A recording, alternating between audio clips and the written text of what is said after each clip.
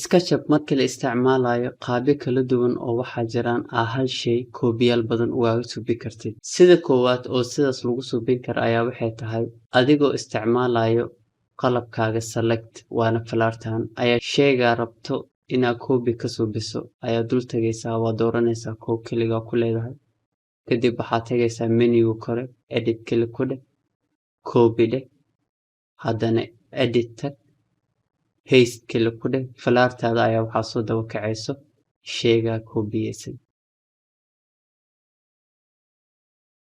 Si kalena waa suubi karnaa oo anagoo isticmaalayno qalabka move waxaana laga dhex heli karaa menu kore waa sawirkan ama keyboard shortcut ayaa isticmaali kartaa adigoo hal mar taabanayo M.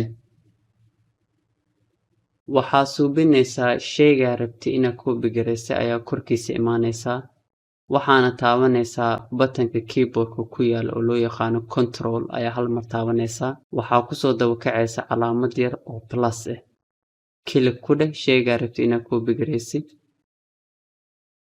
kadibna koobiga ka suubisay geeska rabtid u bixi.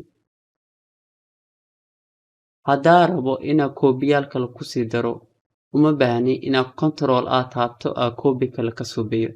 waxa uu suubin karaa dhalada dhinaca hoose meeshan ayaa waxaa ku qorayaa inta koobi aan rabo anigoona click ku dhihin uma baahni inaan meeshan imaado click ku dhaho bas waxaa qorayaa inta koobi aan rabo inaan ka suubiyo. hadda waxaa ku dareynaa oo kale 2 koobi kale ayaa ku dareynaa waxay noqonayaan 3 koobi. waxaa qoraynaa meeshan hoose ayaa waxaa ku qorayaa 3x yacni 3 koobi kale ka sii samey sida aragtaan. haddaa rabno inaan 2 kursi dhexdooda kursiyal kala dhex gelinin waa suubin karnaa.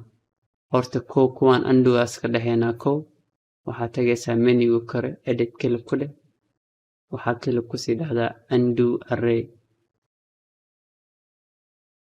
marka hadda waxaa suubinaynaa control ayaa taabanaysaa hal mar calaamada pluskaas kusoo daba kacayso kali ku dheh kursigan geeskan camal noo dhig. marka waxaa rabnaa hadde 2 kursi kale ama 1 kursi inaan dhexdooda soo gelino. intii aan qori lahayn meeshan hoose intaa ku qori lahayn 2 iyo x intaa qori lahayn enter dhihi lahayn waxaa ku qoraynaa 2 forward slash calaamadaas kadibna waxaa leedahay enter.